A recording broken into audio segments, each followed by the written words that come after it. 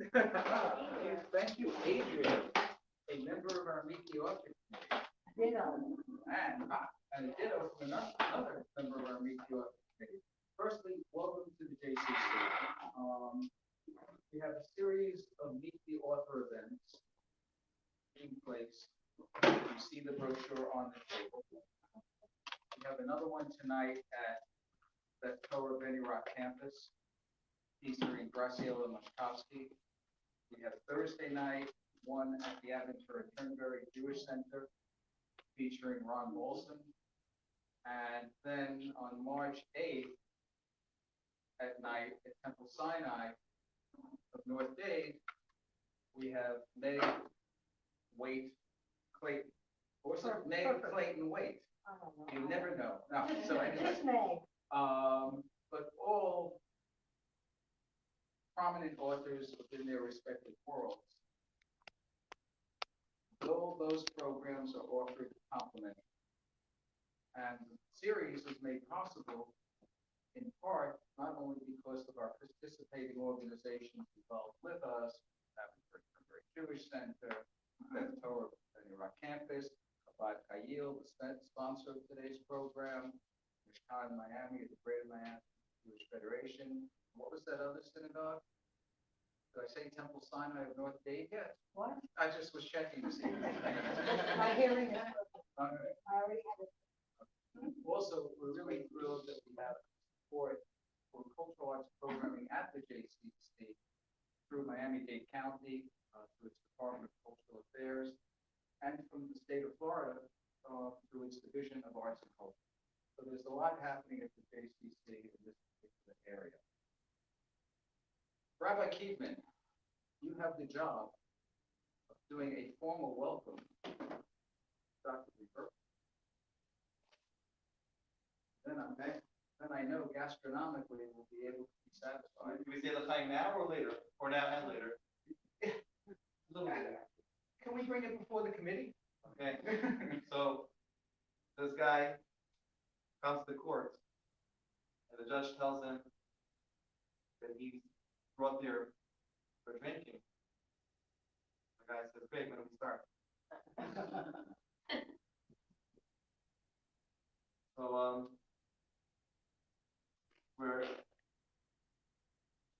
the next major holiday on our calendar is Purim. And Purim, we're supposed to do a little time of Purim, whether it's beer or wine.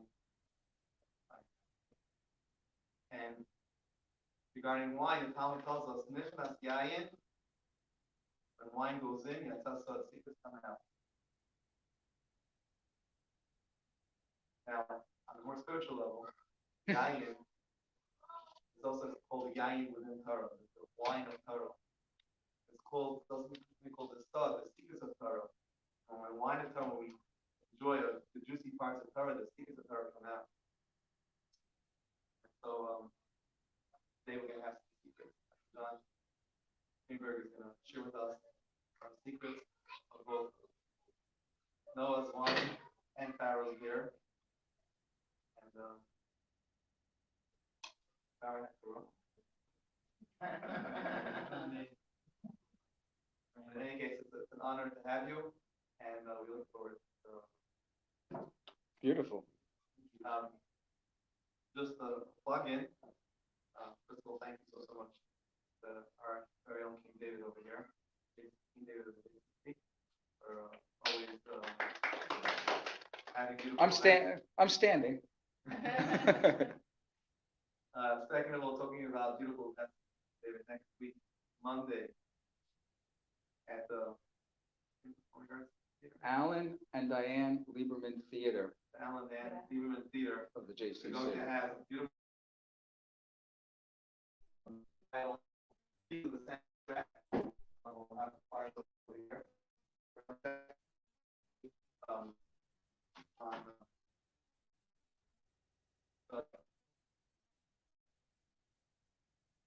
the words of the soul. Niggin is called Pen of the Soul, words of the soul. And it's going to be all about what a niggin is, a specific song, what it represents. It's a very interesting program, a lot of fun, and feel kind there as well. Um,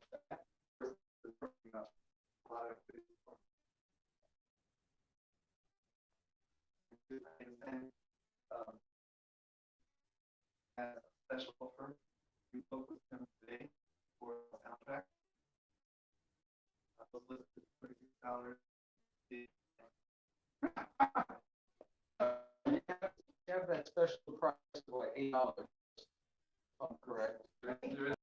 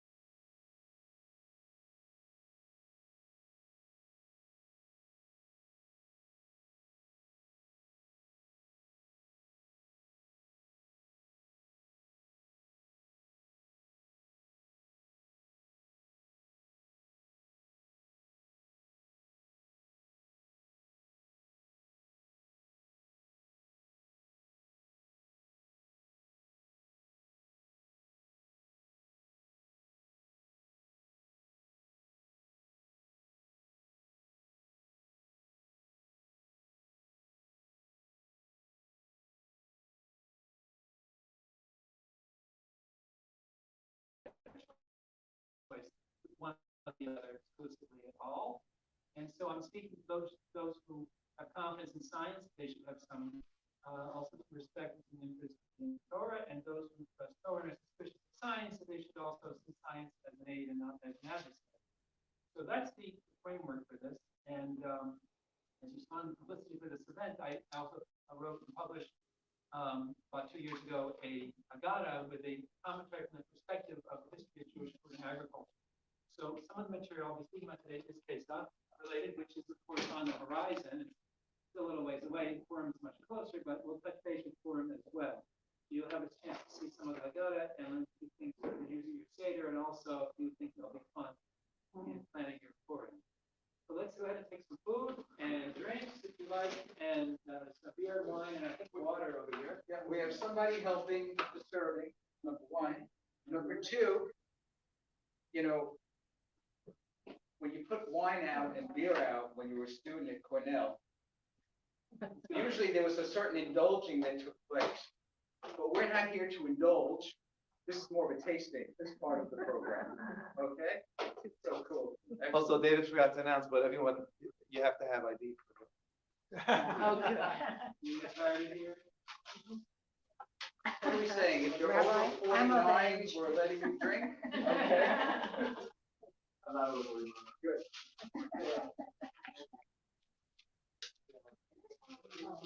Beers have significance. I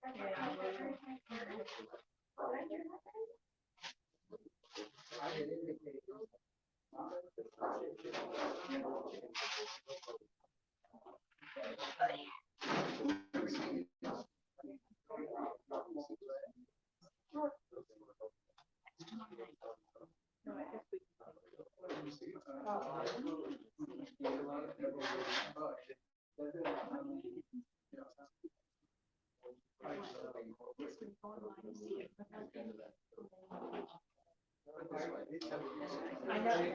Well, I thought you were.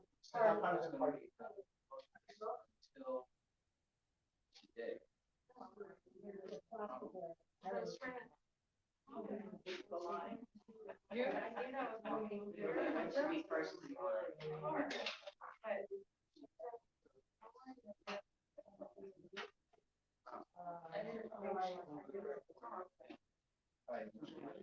I think Alan ended up. I don't see if there was politics. There's a restaurant. He said, no. Down the hall. I don't know. Yeah, if you go down the hall here. Yeah. Must have shown someone said to me. Oh, so the person.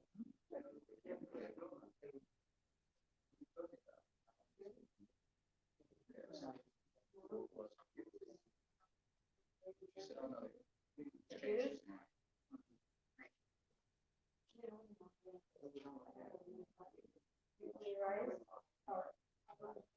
Like, I mean,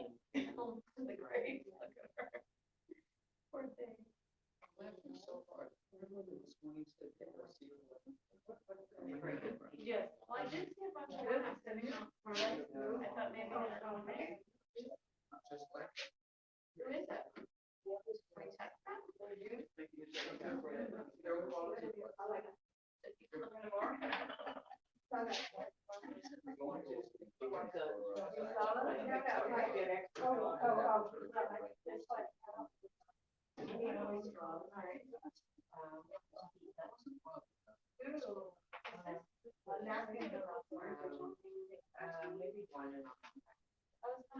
can bring a bunch of these for like most of stuff.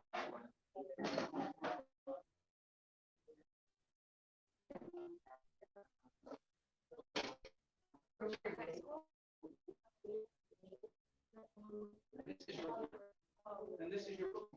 Oh, this is great. Oh, so but these are a bunch of raw, you know,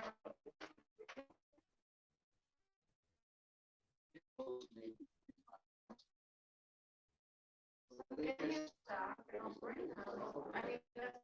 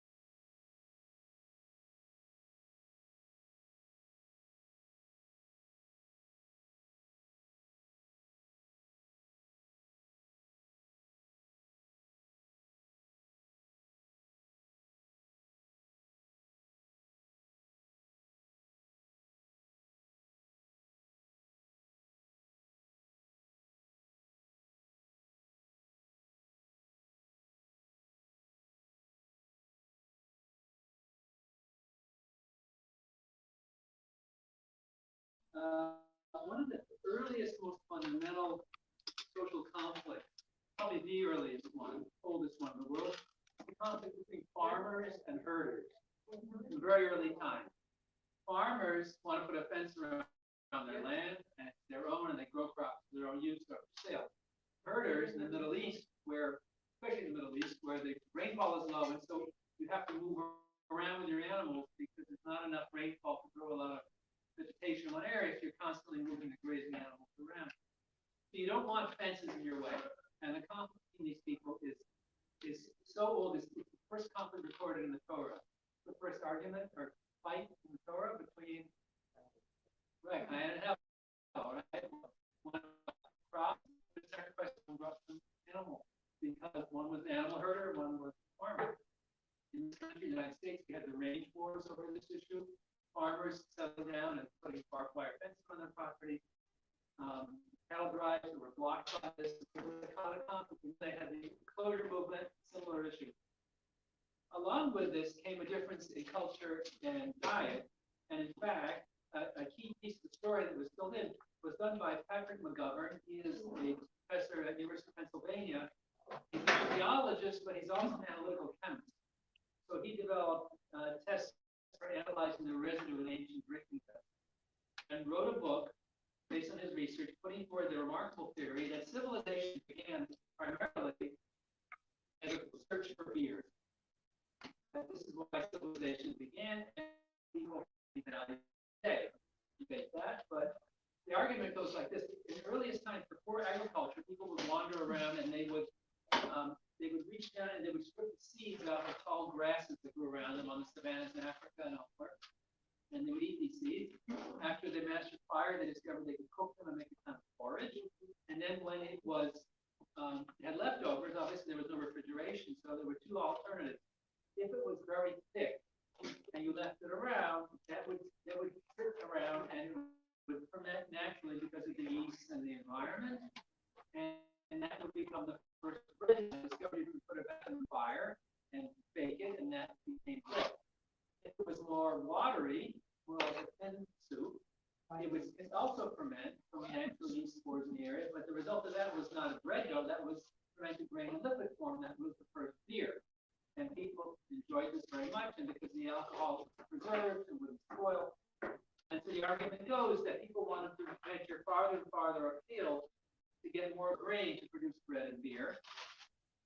And eventually, as they stored the grain, they discovered occasionally that the seeds would sprout in storage. And you had little plants, and you could put those in the ground. They discovered you could grow plants where you wanted. That was the beginning of agriculture. So villages grew up around these fields, and people were growing grain to make bread and beer. And now you had the beginning of agriculture. And of course, they put a fence around it because it was their grain field. So this reached it's in ancient times in Mesopotamia and in Egypt, where the culture of great pride in growing grain and producing bread and beer, it even became part of the religion. And we have records of prayers to beer gods and goddesses, mostly goddesses, in Egypt. In fact, one of the beer, this is how beer was drunk in ancient times. You can see if you look carefully, they took figures drinking through straws. This is about 6,000 years old. It's a large clay pot in which the cooked grain was fermented, and then all the chaff from the grain would float to the top. So you had to drink it through a straw. Not a straw like we have in a bottle of soda, a plastic straw, a real straw, a holographic, right? And the whole village would get around and drink from the same big pot where the fermentation took place. Long before the invention of barrels and bottles of corks so that you could make it transportable. This thing is obviously not mobile. It's huge and heavy, about 4 feet high. It's still done in Western China. And one of the consequences is it's not portable. So herders who had to be mobile not to have to drink beer. You could carry it on the back of it. Wine, you could. As you can see, here's what grew up in Egypt, for example. This is Hathor. She's the daughter of Ra, the sun god. And she's associated with all sorts of pleasurable activities in Egyptian mythology. The earliest form, the lower right there, see her as a cow. The red circle on her head between the horns represents that she's the daughter of the sun god. And she is nursing Osiris to hide in the papyrus by the side of the river. until he grew up, and then she married him. Later, you begin to see more human depiction, like in the top two pictures, and on the left, human in the ears, still a hint of the cow background to that. And it's sort of 1960s bouffant hairstyle there. And curl is in, I think this is sort of a trace of the cow background. It's sort of a visual allusion to the breast and so the cow was nursing. That needs to be changed there as well. So she was a beer goddess. And that was a very part of Egyptian religion. There was a certain kind of beer they would produce with a red pomegranate juice coloring that was used for sacramental purpose. Story enough we're going to have time for today about Ross entered Earth to destroy people and how almost destroyed humanity. But they got her when she was very interesting telling people they poured the red beer out and she thought it was blood and went to drink it up and got drunk and passed out. And this turns out to be very important because every element of it is inverted. Destroy the accidents, right? Here's a sacred red liquid everybody drank. What happened? Nile, which was the source of water for everybody in Egypt, red intricate poison. The sun god is the lord of everything. That's why he sent her to earth to establish his authority. Plague of darkness, right? It's not so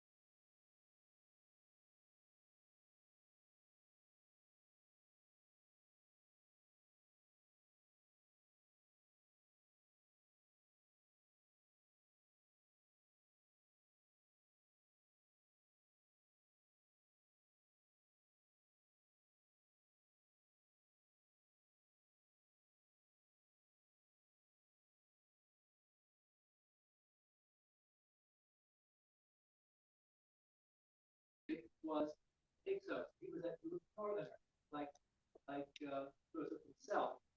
And the native Egyptians eventually revolted and threw them out and reestablished Egypt as a much more aggressive military power than just a trading commercial power. So there was this culture war going on because the Hyksos had a dilemma. What do you do when you conquer another people? You want to impose your culture on them because everyone thinks their culture is superior. So do you adopt some of their culture so they'll accept you as the ruler, or do you try to civilize them in your own view by elevating them to your culture? So should you drink beer so they'll accept you as the Egyptian? Should you drink wine because that's superior and more sophisticated? So apparently this debate was going on in the palace, and it got out of hand, and Pharaoh got fed up and threw the two chief advocates for beer and wine in jail. Get out of my face! I'll make my own decision. See you later. And we know how that turned out, right? The brewer and baker were hanged, and the wine steward was restored to the dock. The answer was Hyksos culture. So of course, when Joseph brought his family in, well, there was no problem there because they were accepted by the Hyksos rulers. But if you compare Jacob's funeral to Joseph's funeral, you could see that as time went by, the situation deteriorated. That increasingly, the situation of the Jews was increasingly precarious, and they didn't get a royal escort to bury him. And him, and said he had to be buried in Egypt, and eventually his body was taken. Time of Moses to the land of Israel. So what was happening was that they were losing their power there. Eventually, the Egyptians got rid of them, and every Hyksos and every other foreigner in Egypt was either kicked out of the country, killed, or enslaved. And as the Torah says, a new Pharaoh arose who did not know Joseph. So the commentary says, what does it mean he didn't know? He didn't know the history, or he didn't care? Well, in this case, it appears that it was actually an adversary. It was a kind of an ethnic cleansing that was going on, getting rid of these non-true Egyptians. So the Jews lost out of them, we backed the wrong horse, and we wound up enslaved in Egypt. Okay, so that's what happened here. Here is, you can see the in Egyptian iconography here, typical use of beer. You see the Pharaoh on the right here with two blue cups. He's giving a beer offering to the god on the left there. That was the beer that was given for sacramental purposes. The red pomegranate beer as well. So that was very critical. So one of the ways of discrediting the Egyptian religion and to say there's only one God was to say that what they took such pride in, the fancy bread and beer, none of it, right? And your sophisticated cuisine, the cooking, we're going to take a primitive cooking method for our Paschal lamb, right? We're going to cook it like a Bedouin, the most primitive Stone Age kind of method. A piece of meat on a stick over a fire, right? We reject this sophisticated culture because it's oppressive, it's superstitious, slave driving. And so the Jews reject it. Okay, let's go on to the next one. So citrus. So in the citrus family, we have the original species of citrus, the pomelo, which looks like a giant grapefruit. You may have seen that. Grapefruit itself didn't exist before the 18th century. It was a mutation discovered in an orchard in the Caribbean. So the pomelo, the mandarin orange, the etrog or citron, and the lemon lime, which was sort of the same species. And from these came all the other ones we have today.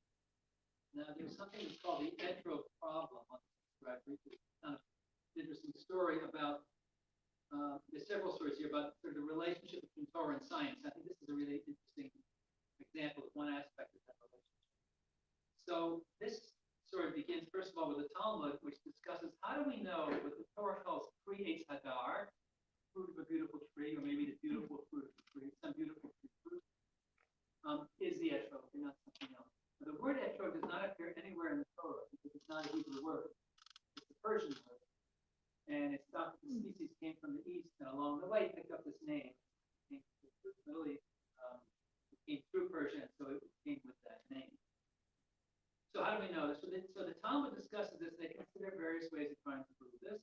And what's interesting with all that discussion is there is no minority opinion that says, no, it's really something.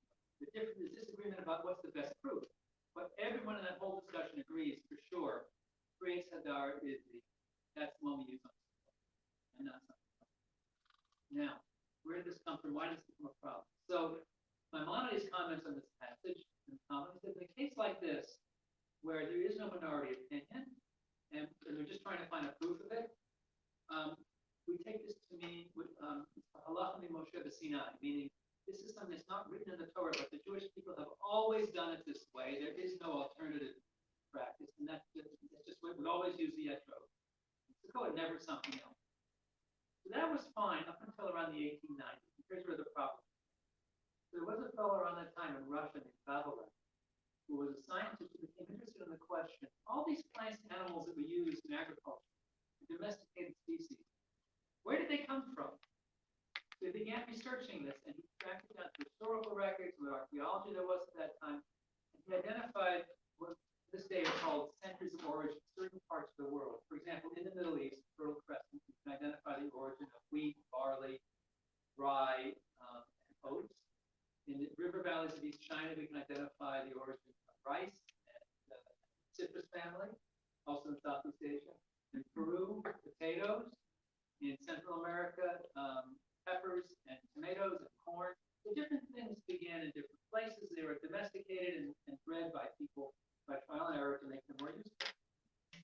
So Vavilev couldn't find any reference to citrus, including etrog, in the Middle East before about the 4th century. So he said, whatever Prius Hadar was in the Torah, it wasn't this. Jews didn't have etrog, it was something else. It's called the etrog problem. And if you found professors of Jewish studies who also wanted to be religiously observant, they wouldn't want to talk about it. You ask them about it, and they come stare at their shoes and hem and haw. No one had a solution. Until the 1990s, when the solution began to appear. Actually, there had been before that one piece of evidence, some wall paintings in Egyptian tombs that sure look an awful lot like an etrog. There were several thousand, but 2,500 years BC. So it suggests maybe they did have them that far west. But that there was some debate about this. Some people said, no, it's really a lemon. And what? In the 1990s, there was the first Gulf War, first one that the United States was involved. And there was a group of archaeologists at that time who decided, I don't know why, that this was the time to go on a dig in Iraq. So they did. And they dug up a village in northern Iraq that was about 4,000 years old. And they found there etrog seeds. So this raised a few questions. Well, it's a lot farther west and a lot earlier than anybody thought. Maybe they really did have it at that time. So the question was sort of reopened. And then sometime later, another interesting thing began to happen. There was an excavation. This place just outside of the ancient Jerusalem, it's in modern Jerusalem because the city is bigger now, called Ramat Rachel. Some of you may have never heard of it. The excavation there is of an ancient Jewish estate, a villa, from late First Temple times. It was outside of the city, and so the Jewish residents, apparently wealthy people, were able to stay in their house after the Babylonian destruction because they weren't from Jerusalem proper. So there was a central garden, and the archaeologists took some soil samples from there because you can find ancient pollen where people were growing plants. And pollen is very, very resistant to decay. So they thought they could identify what was growing there in the garden. They wanted to find out. So, David, I've been drinking from that one. I've been drinking from that bottle. That one's yours? Yeah, I've been drinking. My God. Yeah. I'm sitting back and saying there are 2 bottles of Aquafina. Here. I poured some in this cup. Thank you. You saved me. Dr. All right. Greenberg. So they looked up. So when they found they were growing a lot of exotic, meaning from outside the area, a lot of exotic species. So they would want to show off their wealth. They also found pollen of willow, myrtle, and palm, date palm. So that's 3 of the 4 species for the coast. So it's got to be. They couldn't find any etrog pollen. So they were kind of puzzled by this, and someone had a clever idea. The walls of the building were whitewashed with plaster. And they said, you know what? It could be that some of this plaster was applied in the springtime when the etrog trees are shedding their pollen. And if it was, some of the pollen would have been in the air, maybe got stuck in the plaster. They shaved off some thin layers of the plaster, dissolved the plaster away with acid, looked in the microscope, and there it was. They found etrog pollen. This is late First Temple, much earlier in the land of Israel than anyone had ever found it before.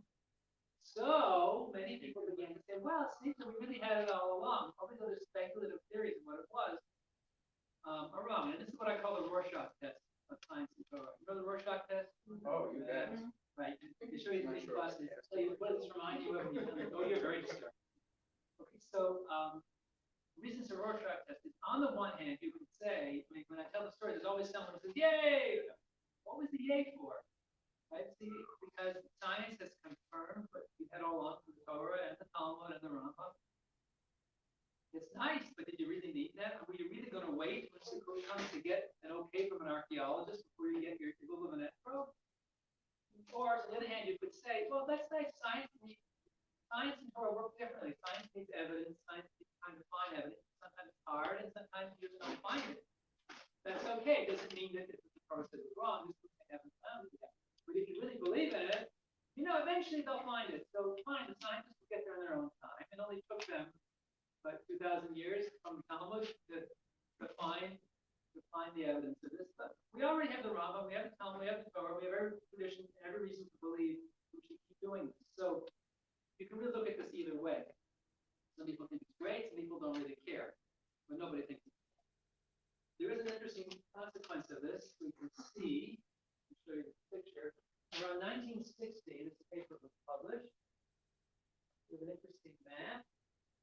Here we are. This is a map of the Mediterranean here, showing several things. So the black dot, you can see the Mediterranean. The black dots represent cities before the 4th century CE, with large Jewish populations around the horizontal lines are shading in areas, maybe not necessarily cities, that were known to be areas where Jews were living at that time. The dark shading, that you can see in Sicily, for example, Sardinia, and over here in North Africa, the dark shading is areas where etrogim are grown today. Okay, and what we find, up to number 3, the open squares represent places in which archaeologists have found depictions of etrogim before the 4th century. And it's very clearly in Jewish areas. Right? Jews apparently brought etrog and later other citrus species into the Mediterranean. Today we consider this essential to Greek and Italian and North African food.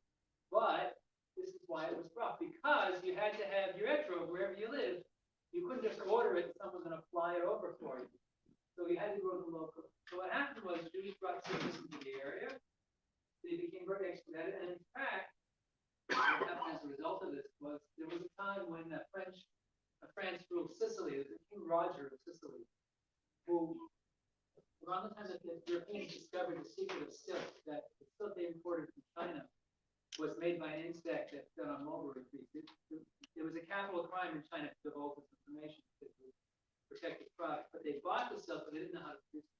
Once they realized what was involved, and they got hold of silkworms, they said, okay, we got to grow some of these mulberry trees, and we'll grow silkworms, and we'll produce silk here in Sardinia. And the King Roger said, I want you to get some Jews to move there and to raise these mulberry trees. He said, anybody can do it, then. Because Jews were considered master horticulturalists in the early ages. And the project was not successful. As you know, there is no Sardinian silk. But that was the intent. Okay, so we were associated with the let's see, we have some onion, I believe, in the salad, right? Yeah. Yeah. Okay, this is I'm going to skip that one. Let's do that one now. Okay. So there's a long, intimate history between Jewish people and the onions, which are in the lily family. So onions, garlic, chives, scallions, shallots, these are all part of the lily family, edible lilies. So you've been eating lilies all your life. You know that. And the story goes way back. So it begins back in Egypt. When the Jews left Egypt, got out to the desert, Moses, they began to complain. They didn't like the manna, and they wanted to, they had sentimentalized in their memory how great it was back in Egypt, the great food we had back then. They mentioned scallions, onions there as examples of the vegetables. Now, what was the significance of this? So Herodotus, the Roman historian, writes that in Alexandria, Egypt, which was a major city in the Nile Delta, there was a temple devoted to the worship of onions. Now, if this seems strange, bear in mind that in the Egyptian religion, there was constant change, and new gods and old gods being changed, and new stories about them. And for some reason, the onion captured their imagination, probably in the same way that it appears in Kabbalah, the symbol. The idea of the onion with its layers, that it's kind of mystical because you can peel away layers and layers looking for the secret in the center. And you get to the center of the onion, there's nothing there, right? It's sort of like it's kind of mystical. There's nothing visible, but the secret at the center is something ineffable. However, was it appealed to them? Throughout this right, if you were foolish enough to walk in that neighborhood and see eating an onion, they would stone you. That was considered blasphemy to eat an onion. However, we see from this story that the Jewish people, when they'd gotten out of the desert and wanted onions, it wasn't because they wanted to go back and participate in this bizarre religious practice. They just wanted a decent lunch. Right? They wanted meat, they wanted fish, they wanted vegetables. They were tired of eating the manna. From there, we go on to the land of Israel, which was eventually conquered by the Romans. And one of the things the Romans did was that they had trouble getting enough food into Rome for their own people who lived there. So they would buy or sometimes just take the agricultural products of the countries that they had conquered. And the luxury items would go to the upper classes, and then the grain would be taken to the masses. So they thought that the best onions came from Israel.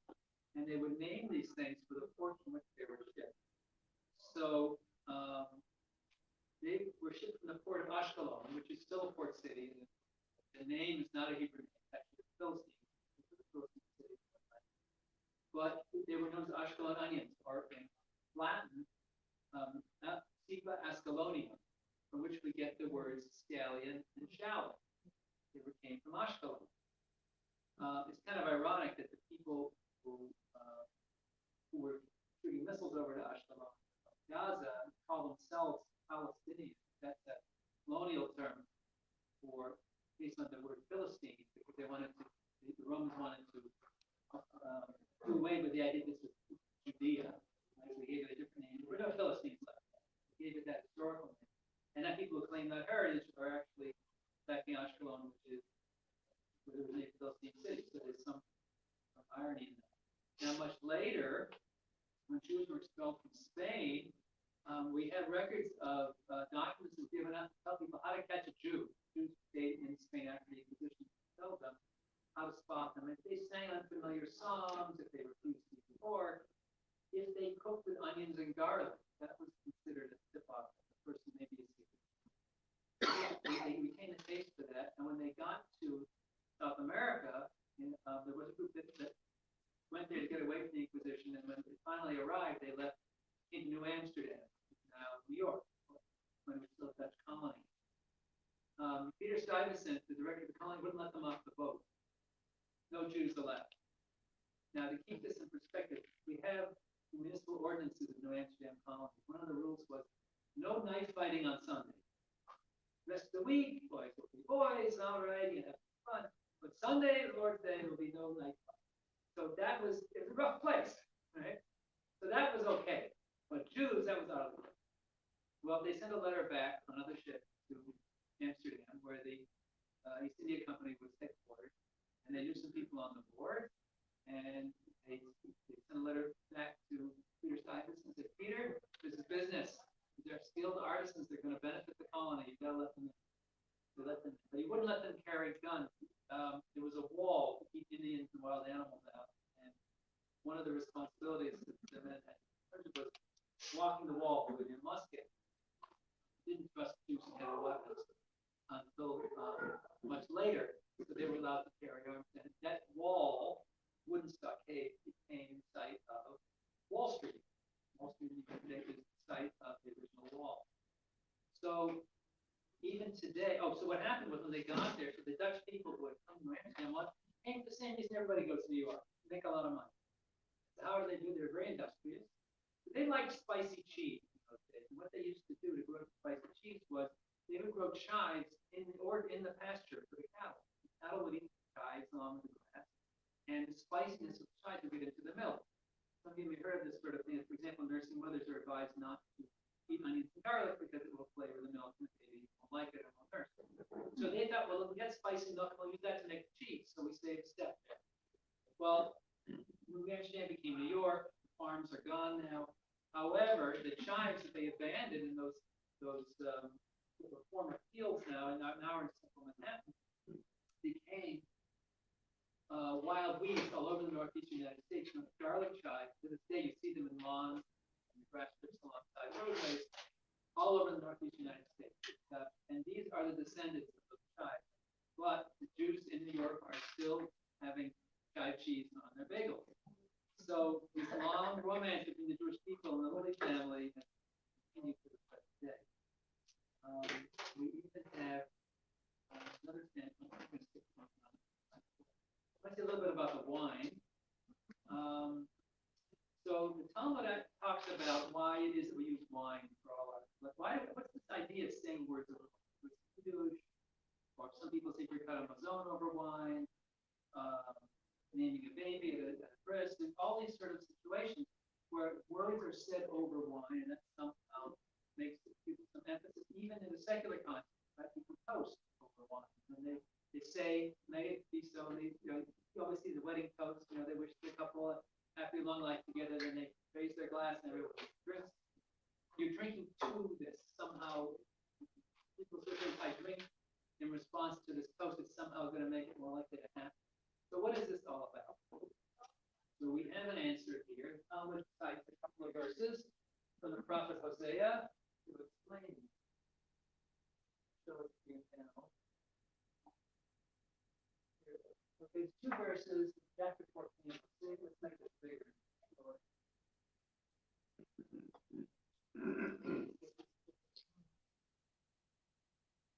Okay. Did everyone read that? Is that big enough to read? Yeah. Okay, so these are the 2 verses. So the first one talks about the fragrance of Lebanon, whatever that is. What from Lebanon? We're talking about the fragrance of the trees, and we're talking about some product. The second verse says, Geffen, like the memory of him will be like a grapevine, like the wine of Lebanon. The Talmud looks at these 2 verses and says there's a connection between wine, the fragrance of wine, apparently, and memory. And so if we say our kiddush or whatever it is, we memorialize, we want to emphasize, remember, over wine, the fragrance will somehow help us remember that. So what's remarkable about this, other people have observed how there's some connection between fragrance and memory. Marcel Proust, for example, he talks about the famous story of the Madeleines, the almond cookies that remember from childhood, and he tasted and it brought back all the memories. It turns out the olfactory lobe, where we detect fragrance in our brain, has a special connection to the amygdala, which is the center of emotion.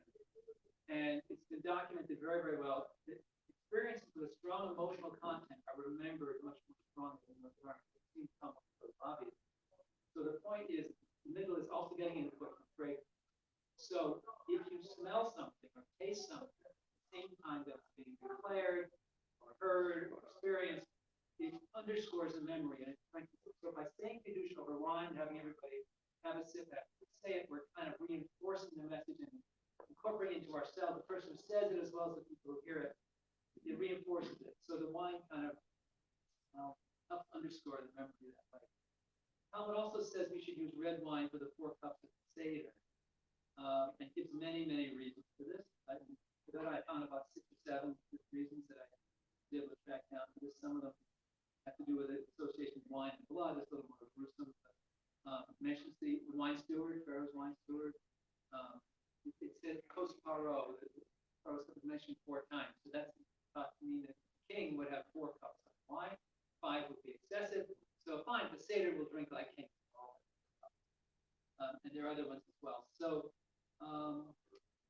it was interesting here that we were able to get a kind of a neurophysiological explanation of something that people had recognized from experience. The Talmud was documenting for that reason, that this connection between wine and memory. Red wine. Why red wine? So this is something interesting. The Talmud says that red wine is preferable, especially for the 4 cups of Passover. Especially brings it up. What's the significance of red wine? So it connects it with an obscure midrash that Pharaoh was using the blood of Jewish children to treat himself from some disease. And also their blood was used in the mortar to building the keep that built there. So in memory of these events, strange way we want to memorialize. That's the obvious. I mean, if you say there's this connection between blood and red wine in Passover, at least 2 other things you would think of before that. Not a very widely known midrash. What are the most obvious? Wine wine and blood in Passover. Where does blood come up in Passover? The Nile turns red like blood, and on the doorpost, right? Those are the obvious ones. The Torah actually says those things, right? So why is it plain as obscure? So we have an interesting clue about this.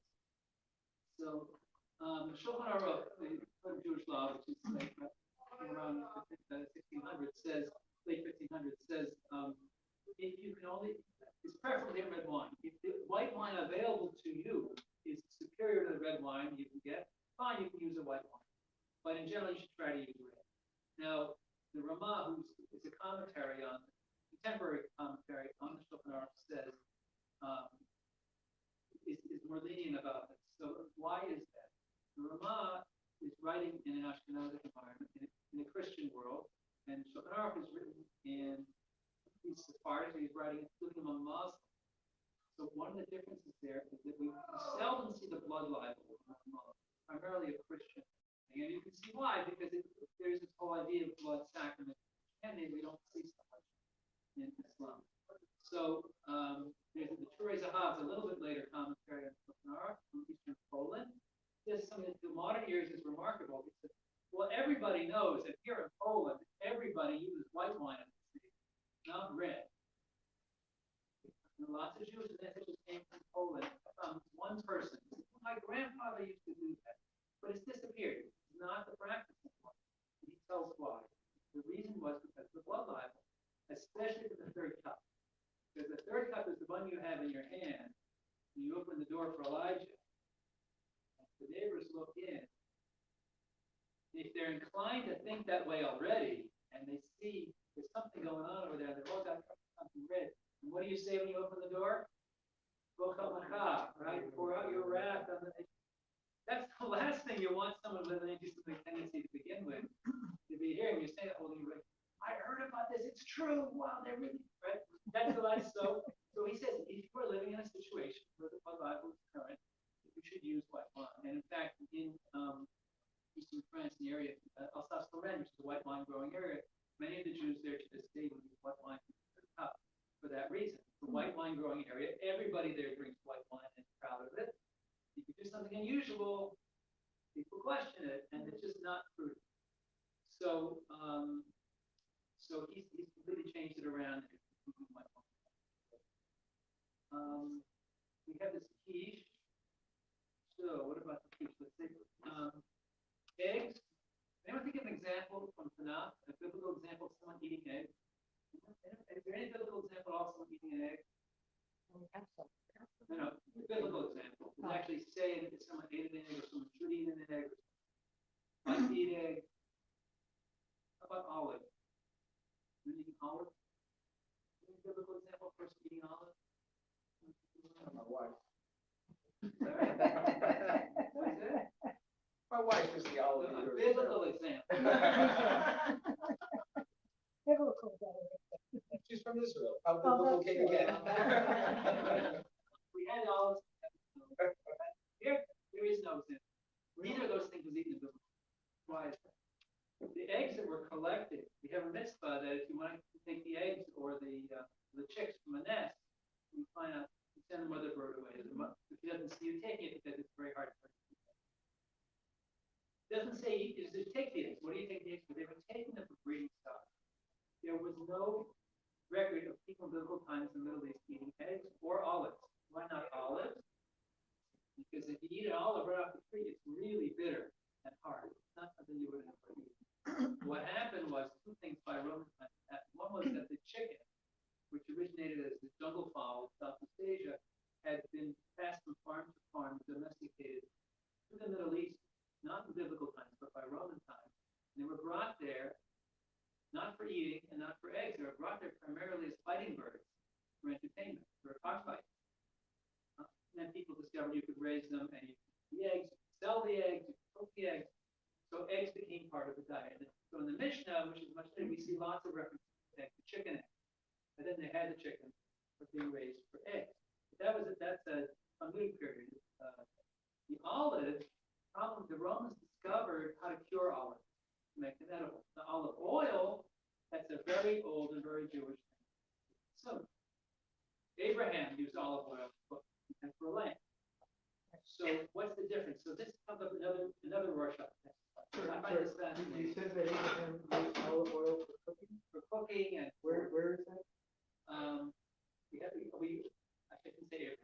in the time of Moses, we have many references to olive, burning olives for olive oil. Right. Yeah. Before that, I'm not sure it's mentioned explicitly. Oh, yes. Pharaoh. Yeah, that was one of the blessings. Right. Okay. When they anointed like Shaul to be king. Right, but that's much later. So okay. Really, I made Abraham. Yeah, Right. right. But did they use olive oil? Yes, that was their main one. So here is an interesting passage. Let me show you about olives and olive eating.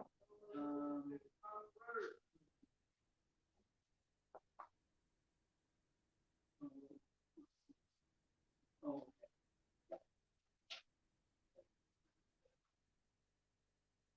kind of weird, but you'll see some logic to it. Here it is.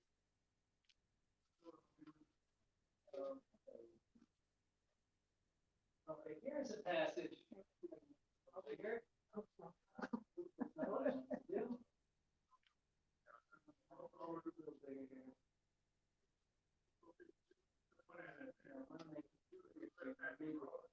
The text is really way too small. We can read. Make it bigger. We'll build the picture later, but I can't really see the right. Here, this part. This is the part. We'll get to the in a minute. So here it is in the Aramaic and English here. This is a passage from Talmud. 5 things you're not supposed to do because you'll forget your learning, and 5 things you should do to remember your learning. Your learning, of course, in this context. Okay, the rabbi stopped 5 things cause one to forget one's learning. Number 1, one who eats something which a mouse or a cat has eaten. Don't do that.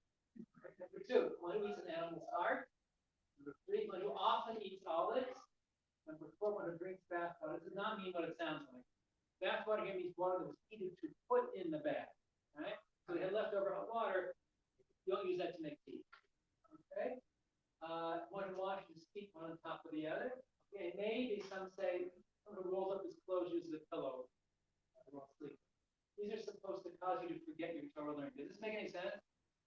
That's weird, right? Yeah. Okay, on the other hand, 5 things we store or maintain learning. Bread baked directly on coals, or even eating the coals themselves. One who eats a cooked egg without salt. One who often consumes olive oil. One who often consumes wine and spices, and one who drinks water left over from making the dough. And some say some religious thing myself. So what is this all about? So this passage here is obviously describing folk beliefs and folk practices at the time, but it has a very key significance in the setting. There's a debate that's been going on for about 500 years, really since the appearance of Kabbalah in a public way, about how to read the Talmud. There are those who say, whatever it says, we should take it and assert it means exactly what it says.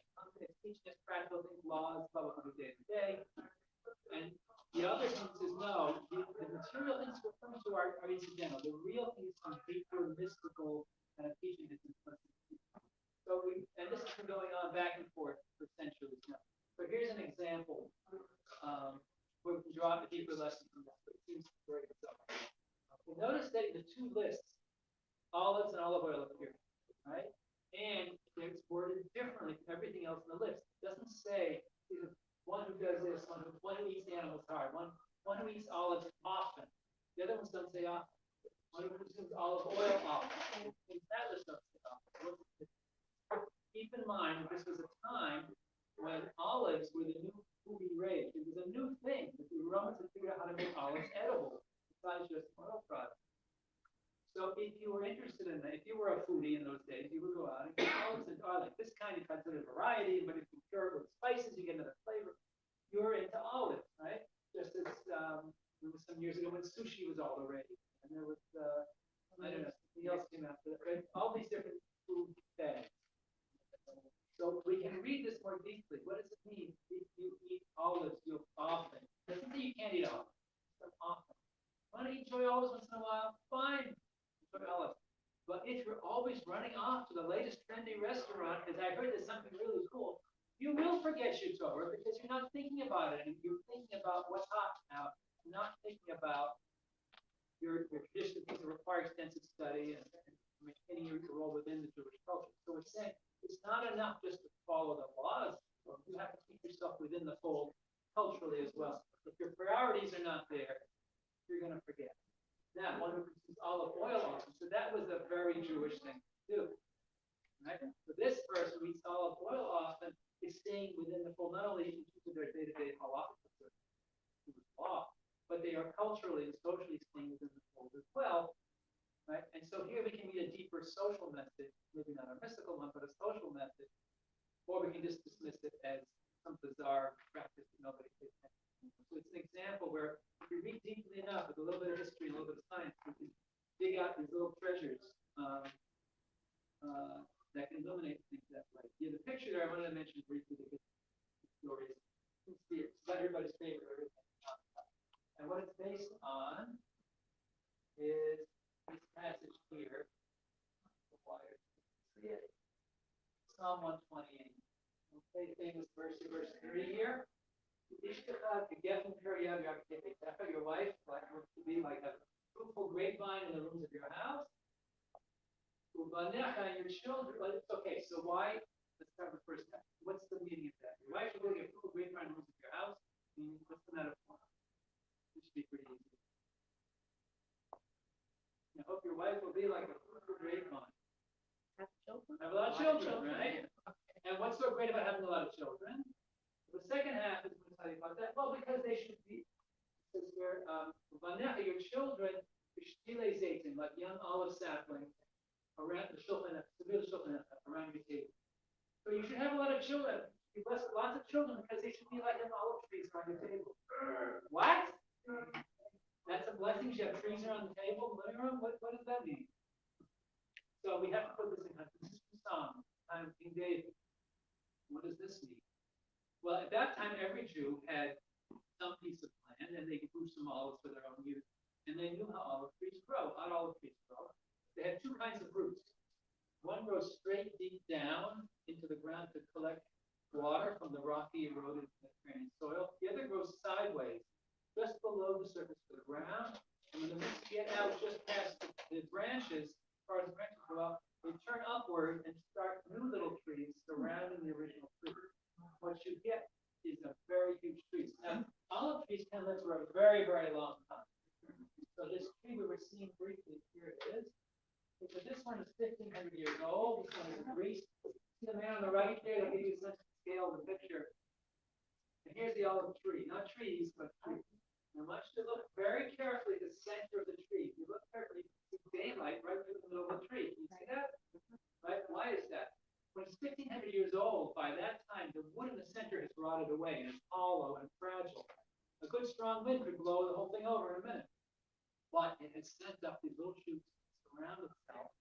And so the young saplings of the parent tree form a windbreak and they protect the fragile parent from the weather.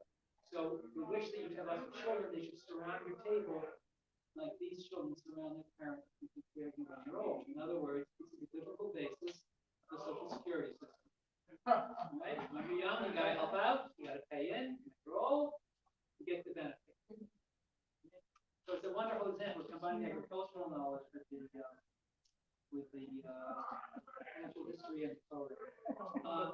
I'm going to suggest that we break for dessert. There's people who turn those plates and get some dessert, and then we'll finish the other. We'll talk about dessert. Okay? Then I can take some questions at the end.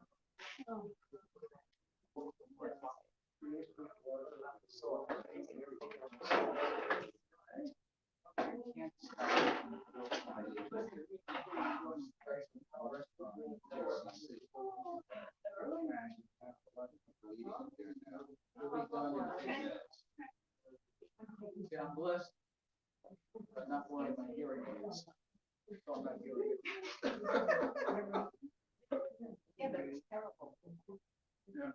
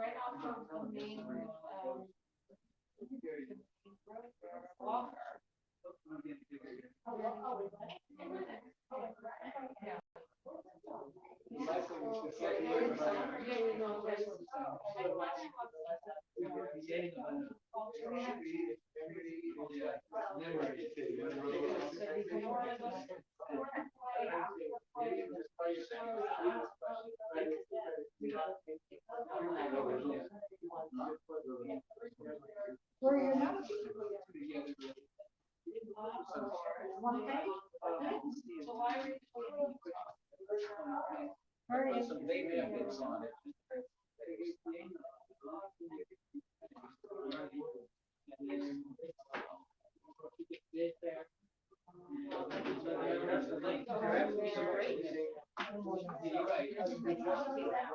Know where you can get that? 19 values, top of Miami by the fly. Sonny's Bakery.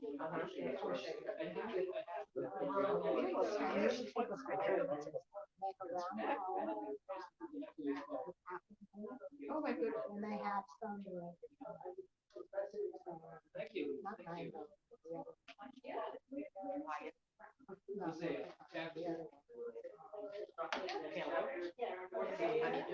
Chapter 14, verses 7 and 8. Now, if you Wow. want to discussion, I can do that. Yeah. I mean, So it's called Sunny? Yeah, that's all. If you're going west from Miami going to Rice, there's a light, there's a gas station. yeah, and they have bike Okay. All right, that's very close to here. Right there, not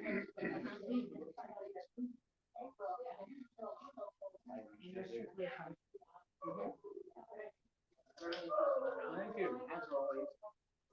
I'm enjoying it. One of my questions is, the men drinking the beer out of the thing with it, can more than 2 people join in? Yeah, the whole village. Oh, Big. so if one dies, It's they're all. about this high. This high, wide open. Everybody wants to try it. Yeah. Take care of the baby. Yeah. Do they have an orgy? Well, that's up to them. Oh, I got And it. it doesn't last. Oh. Well, I didn't quite, no, it's fine.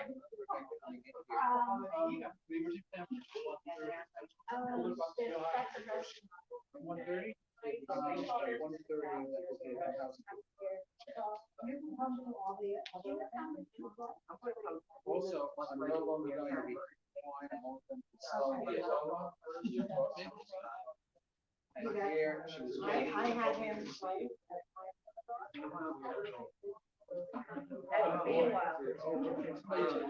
Yeah, it's here now. Yeah, she's out there. Said she's leaving the work.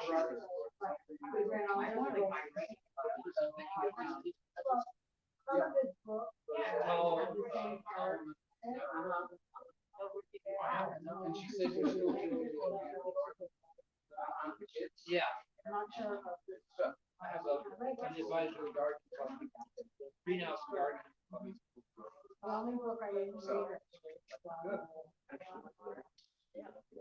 Anyway, I told her that you were down for the week. She was patiently waiting. You can make.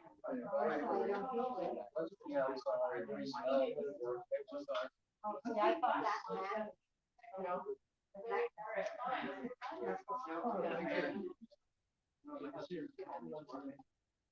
doing? Oh, I don't know. I don't forget, just for the building time. Oh, great, thank you. I'll mail it to you. But now, I don't even know, I'm from Boston. A minute in. I said to myself, now, you know,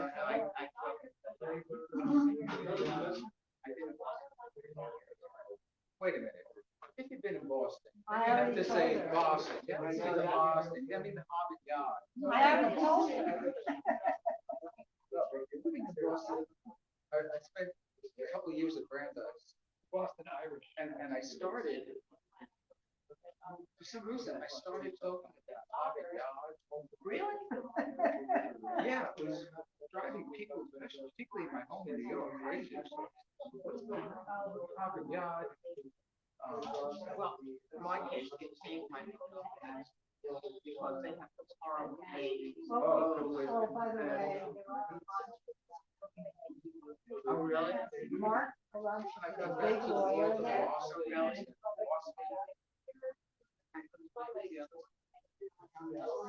Oh, Iraq, another Iraq. Where are you living? Yeah. Deserves it. David, how could I pass this dessert? So what about the, yeah, they're delicious. What about the? I bet you'd never guess where I'm from. You're from New York? Nope. You know, it's, when you're talking about where you're from, I almost don't know which way. For somebody who passed away from their hometown. Oh, really? Who? Don't say the name. I don't remember. Oh. So if I say about and around and a. No.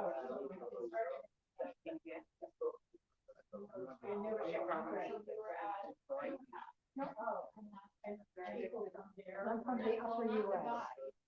That's what I tell them. Right. You say upper US? That's what I think. So they say Binghamton, all those cities up there. But you're Canadian? I figured you were gonna say the Michigan Annex. I'm both. But I'm one. But I could speak to somebody on the phone, and they don't even know who I am. How do you know? I know Canadians, and I'm not surprised.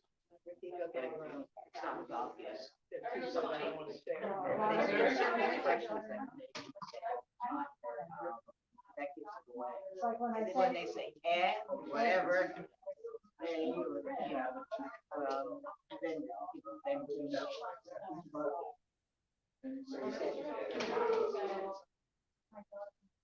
so, if I say the word, we're having I'm saying. Take one of these. This is all the program. I know there's one Thursday, one tonight. Right, and this is on March 8th.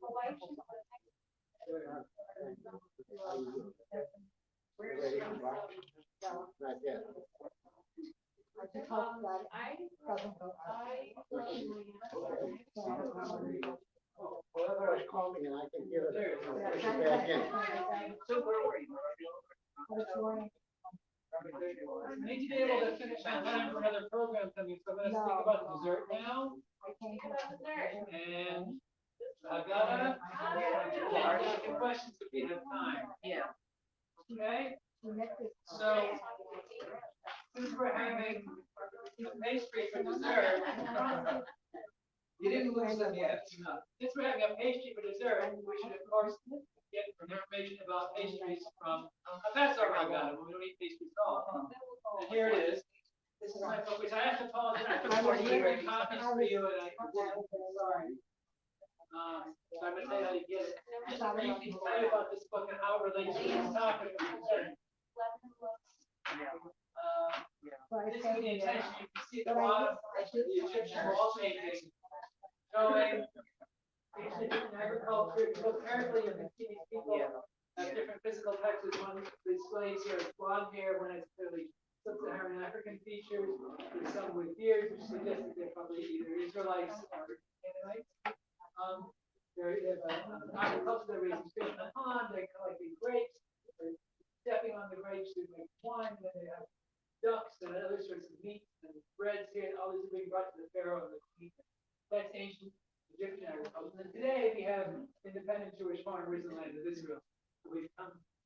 all the way on that to our own.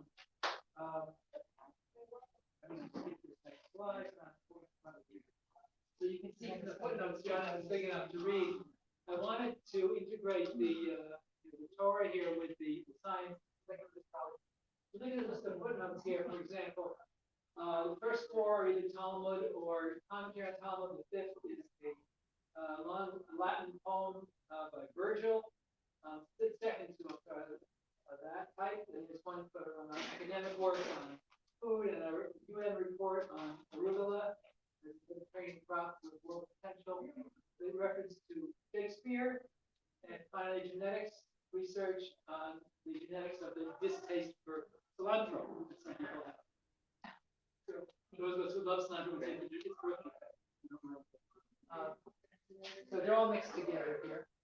And it has to do with using bananas for tar costs. It has to do with the banana plant grows. And this is what I want to bring to you about our dessert. So here is a photo from the Haggadah of what's obviously a strange kind of challah in the middle of the Passover against the wise coming. This particular challah is called Haman's eyes. The two hard-boiled eggs there that have dyed red represent the eyes. This is a special challah made in Morocco for him. It's become fairly popular in Israel, even outside of Morocco. It's got all sorts of seeds and nuts, got almonds around the edges. The reason it's called Haman's eyes is you make this, you serve it at your corn feast, you bring to the table, the custom is, before you even wash for motzi, people grab and rip the eggs out. Those are the Haman's eyes. Right? And the eggs. The eyes, the red eggs. The red eggs, right. So this is part of a broader tradition. I found about 15 different possessions or body parts that Haman has been made into forum streets of our sectors. Haman's ears, of course, Haman's hat, familiar as a Hamatash. In other parts of the world, we have traditions of Haman's fleas, Haman's teeth, a rope for the noose for hanging him, collars and candies in these shapes. And the pattern here that's interesting is it applies to the Pharaoh of Pesach as well. There's an interesting pattern in Jewish history. Anything terrible that happened to us or almost happened to us, the memory of it, it becomes a confection. It becomes dessert. Any bad that happened, that's dessert. Right? So these sweet collars, the Purim candies and cakes, but these all are sesame candies, syrup. That's Haman's fleas. In Greece and Italy, they call it Haman's fleas. So Haman's nails, Haman's teeth, Haman's foot, fleas. The sesame seeds are like fleas. Haman's foot, which is a pastry with an egg in it, and people used to play cards and gamble. The winner would get this little cake with an egg in it. That was Haman's foot. They're all different kinds. So that seems to be a pattern in Jewish food history in general. Past misfortunes become perfection. In the case of chocolate in particular, this fits into an interesting tradition. It's a question that requires a little bit of context. What was this tree of knowledge, good and bad? All good and evil is archaic English. It's not evil in the sense of moral evil. The word is ra, not risha. Meaning not wicked, but bad, like anything can be bad. Bad painting. Right? Meaning, so it's God Tobara means the tree that gives one a mindset of thinking about good and bad. In other words, I like this, I don't like that. It's consumerism. It's Zahidism. It's not about moral judgment. So otherwise it would be Tzedek and Risha. It's not. So this comes to the right one for this. Where the chocolate comes in. These are chocolate rolls.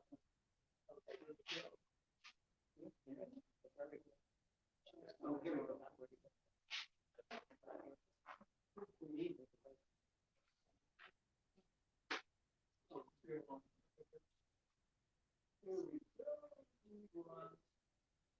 Okay. There. So there's a fascinating midrash in the Talmud about what was this tree of good and bad, of knowledge of good and bad. So we have to give this context. First of all, it's not entirely clear there really was a physical tree. There's a lot of question about how the story should be read. There's some mystical meaning, one interpretation. Maimonides thinks that everything up through Noah is not to be taken literally. Whether there actually was such a tree, literally is beside the point because the story becomes an opportunity for teaching concepts. So here's what Thomas Midrash has to say about this.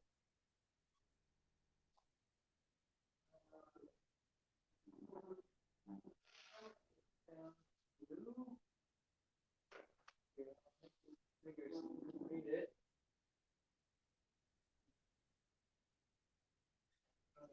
Here's the English.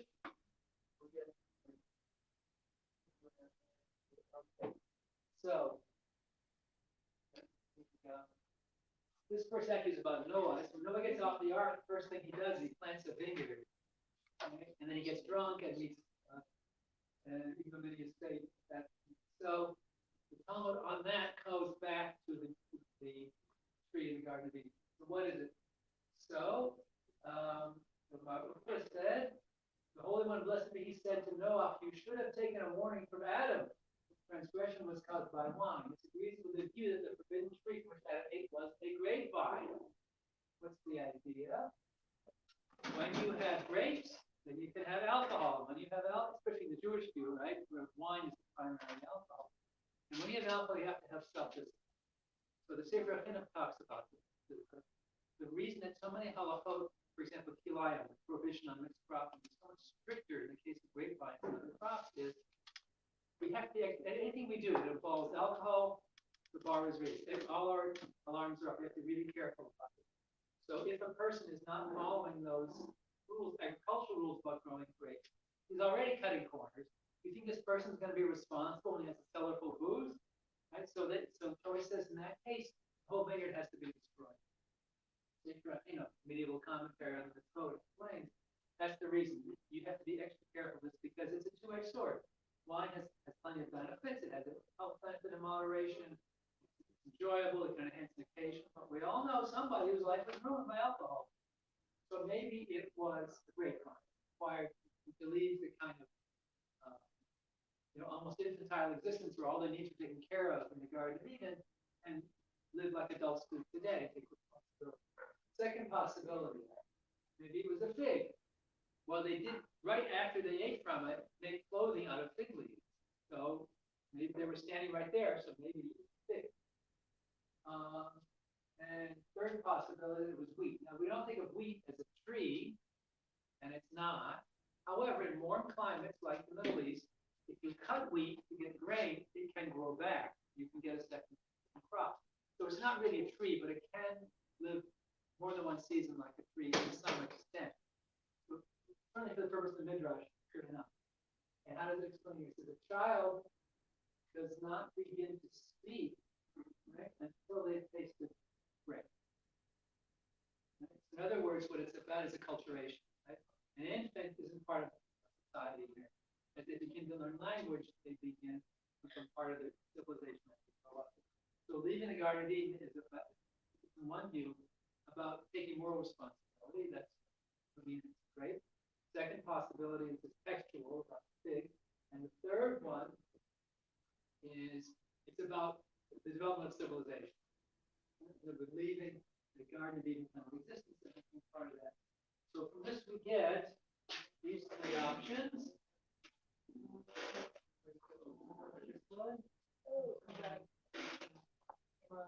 There it is. One of these three. But there's a fourth possibility. There is a fellow who calls himself the chocolate rabbi. He is a rabbi. He is not made of chocolate. But he gives, like I talk about plants, or he talks about chocolate. And he has the cow tree originated in Central America, but he suggests somewhat facetiously that maybe chocolate was that tree, because what could be better? So that's the connection with the topic. I just want to mention briefly about the now that keeps you interested, and I'll take questions.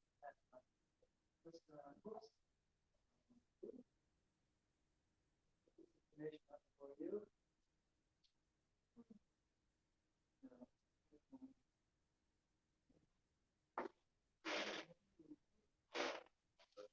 Okay, so if you were interested in this sort of thing, there's several things you can do. First of all, I'm going to pass this around for anyone who's interested in being on my email list for announcements like that. You're welcome to sign this and your email and get one of these cards. Start it here and pass it around. Thank you. Second, if you would like to see some sample pages from the Haggadah, you go to my website, pharaoh.org, the Haggadah page. Just click on the buy now button. It doesn't ask you to buy, but it takes you to the publisher's page. In the corner of the cover picture, right down here, the little tag you can click to show you 10 sample pages. I'm going to put those on my website as well. And you can also purchase it there as well. If you would like to buy a set of these for Seder, like 4 or more of them, let me know. Email, and I will send you a discount code to get a discount from buying 4 or more. While this is going around, I can answer any other questions that people have.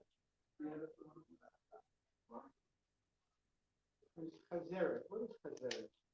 It's Chazeret, so the Talmud is very clear. It's Chazeret Chasa. It's what? Chasa means lettuce. That's the whole story itself. You have half an hour for it, but basically, maror is lettuce. What happened was, and Is there a difference between Maror and Chazeret? no, so here's what happened. Chazeret means lettuce. The Talmud, the Mishnah gives us a list, and then the Talmud is discussing these Hebrew terms. What are they? For them, the Aramaic was more familiar, so they're translated.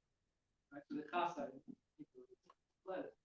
And the basis of it is that if you leave the lettuce plants in the ground and let them mature past the point we usually harvest them for eating, they begin to accumulate a bitter and mildly toxic substance that gives them bitter taste. They become inedible and eventually even thorny. So the idea is that what it's supposed to reflect is our state Egypt. So the Talmud says, it's like the Egyptians were. In the beginning it's mild, and in the end it's bitter.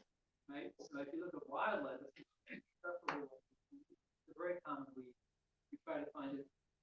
Spring has been warm enough to get before Passover, but at that time of year it's still mild. It's not bitter yet. But there's a lot of commentaries. They say, look, it's not so important that it be bitter at the time you eat it. The important thing is that you know, had I left it in the ground, it would slowly develop an increasing concentration of bitter and mildly narcotic substance. And that's the way it was needed. It wasn't it all became terrible at once. Right? The idea was that in the beginning it was great in Egypt, and little by little. Okay? The point of maror is not to compress 200 years of slavery into 30 seconds to blow your head up. The point of maror is to warn you to be on your alert. Slow insidious growth. That's what maror is doing. Now, once Jews got into northern climates in northern Europe, they couldn't get anything green. So they began to use horseradish as the last resort. By the early 1800s, it was so well established, people wouldn't care about anything else. But the Talmud was very clear for something like that. Chicory, arugula, dandelion greens, those would all be in the same gives you the criteria. That's basically the history. So why is there so much? So what happened was in biblical times, and not through the time of the temple, through in the mission time. So the way that meal was done, Seder, was you had 2 tables, they had little snack trays like TV trays. And each person got one, and then a servant or the host would bring these fish. The first one had the wine on it for Kiddush and karpas, because that was how you cleanse your breath for the discussion. And they would take that away, and the second one would have the korban pesach and the korban chagiga, which is the meat, the beef, and the festival offering, and the maror, and all that stuff. So there are 2 tables. And by the Middle Ages, first of all, once the temple was done, we didn't do that anymore. Second, by the Middle Ages, people didn't eat that anymore. They ate around a big table like we did today. So the question is, what do you do with all this stuff? Seder. So people used to sometimes put them in baskets. We had medieval commentaries that talk about putting it on the basket, and eventually Italian artisans who wanted to beautify everything began making special plates with little indentations for their objects. And then, of course, the rabbis had to say, well, wait a minute, we have to decide what order they're going in. Several opinions developed. The most popular one is based on the Ari's opinion that the 7 objects there represent 7 spheros, or festivals like present.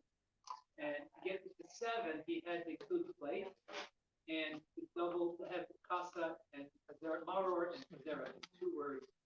For maror, so it's lettuce and horseradish. any reason to do it that way. But you can. Other questions? Yes?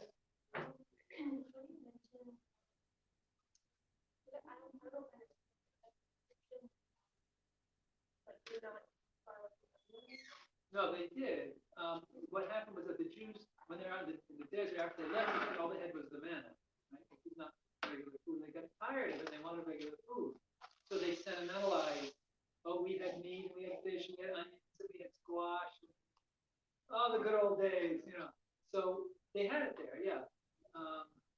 But there was this one group, the group that Herodotus talks about, that they wouldn't eat it. And that was much later. And the Egyptian religion changed a lot. I don't know that there was any worship at that early time.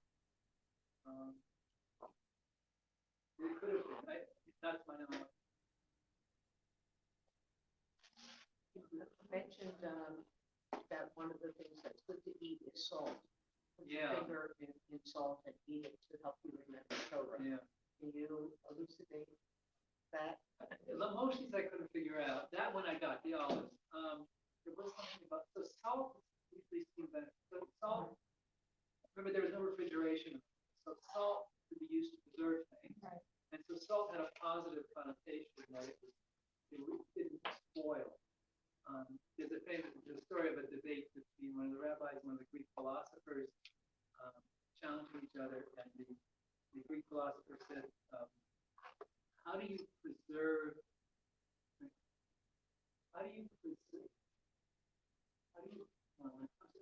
salt when it rots?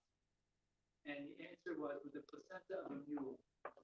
Now, of course, a mule doesn't have a placenta because mules don't reproduce. They're a hybrid, they're sterile hybrid. So what he's saying is, how do you preserve salt represents preserve everything. What he was hinting at is, how are you going to preserve your Torah, your religion, now that it's decaying because we conquered you and we have the Roman religion? What do you mean placenta of a mule? There is no hybrid that's going to be successful, right? You cannot say, well, we're just going to have to Hellenize Judaism, and that will be the new. It's not going to work. That's a mule, and it doesn't reproduce, right? So salt has this kind of sense of purity and eternity. Nowadays, it's a health problem, so you can salt. Okay, that's definitely.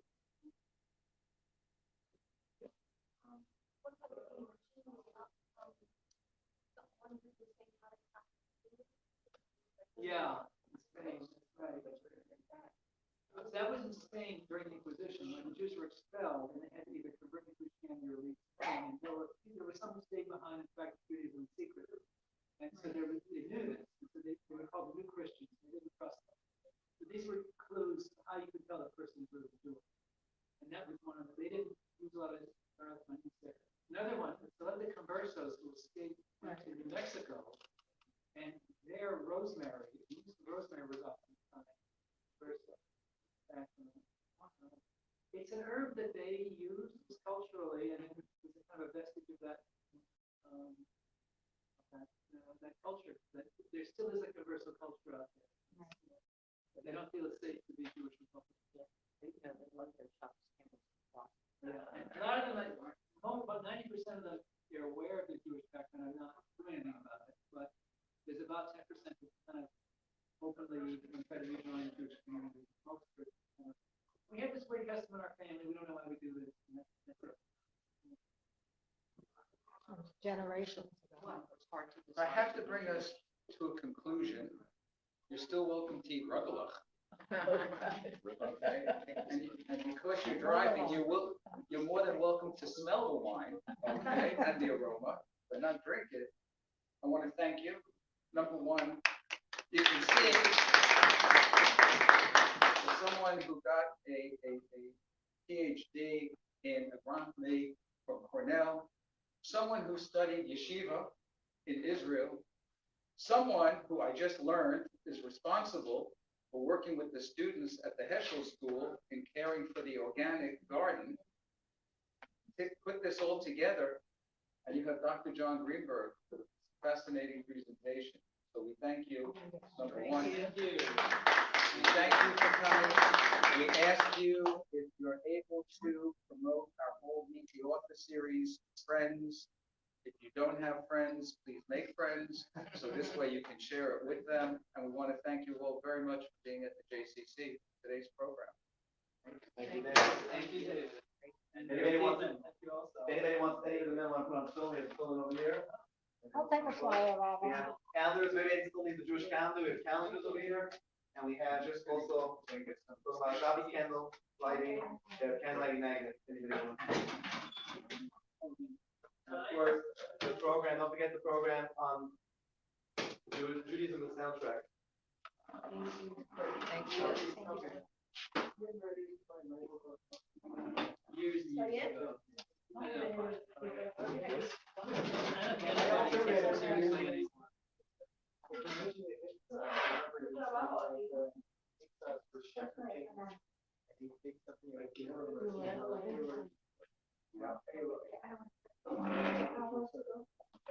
Oh,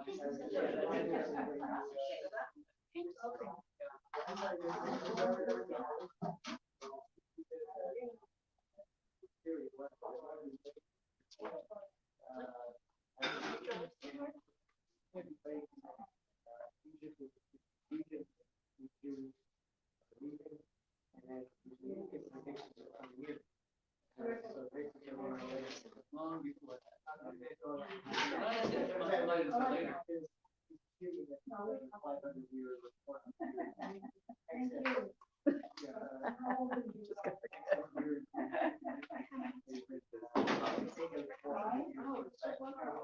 Later.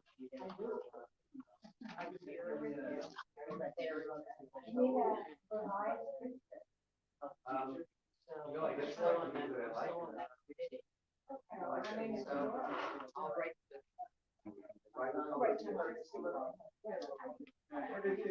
Yeah, I don't know. I can't anybody experience. A lot more information.